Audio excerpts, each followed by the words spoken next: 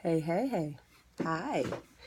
This is week 3, and we're going into self control.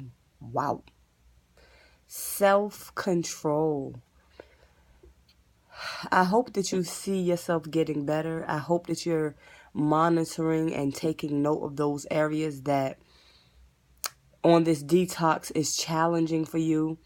Whenever you meet with a challenge, don't get distraught.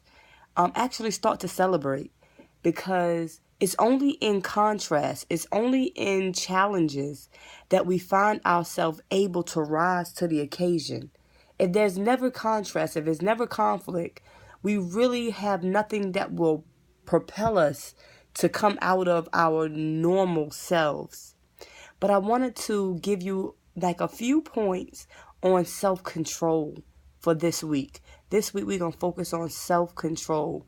And I'm sure we all have witnessed people who have no self-control with anything, and their lives have gone awry.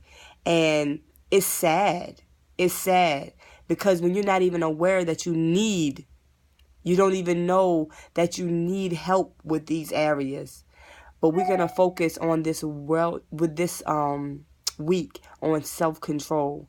It's really only like maybe about 2 points that I want you to focus on this week. One really small one, not really small because it can be big too, but in terms of self-control, I want you to make sure that you don't skip a meal. I know that sounds a little bit weird, but when you're trying to control yourself and you're skipping meals, you know your blood sugar drops, and so does your whole ability to remain in control of certain situations. Once your blood sugar drops, it's like it throws you off balance. You get a little more snappier. You're not making very good decisions. It totally throws you off. So that's just one small thing. Just make sure that when it's time to eat, that you eat. And that doesn't necessarily mean eating a whole lot of food. When I say, sometimes when you tell people to eat something, they really eat. It's just making sure that you're nourishing your body, whether it's grab an apple, grab a juice, grab a smoothie. Just nourish your body. Don't leave your body to itself.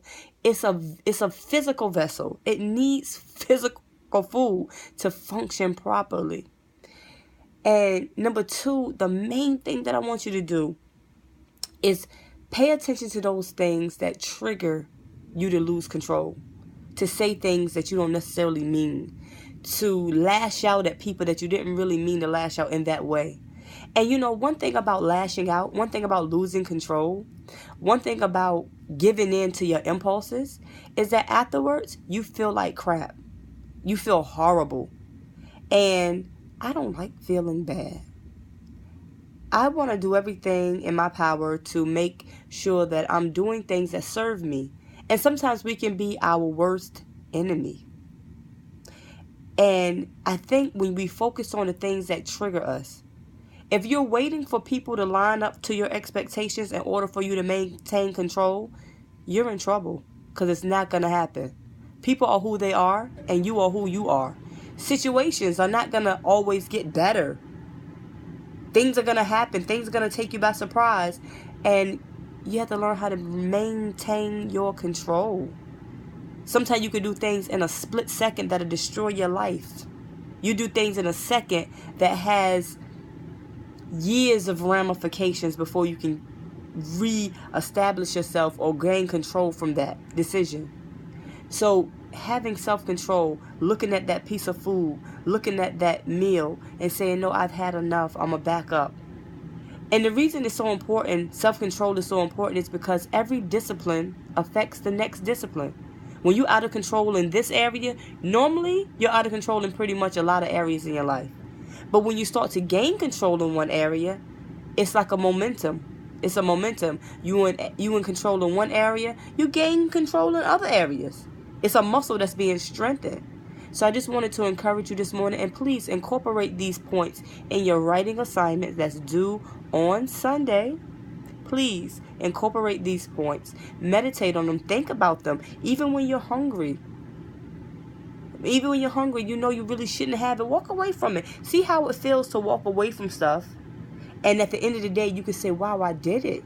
Opposed to giving in to your impulses, giving in to your inhibitions all the time. So I thank you so much for listening to this video, and I pray that it will encourage you and help you along this detox challenge. You can do it. There's nothing you can't do. Thank you so much. I appreciate you. You are powerful and you are strong, and there's nothing you cannot do. Mwah.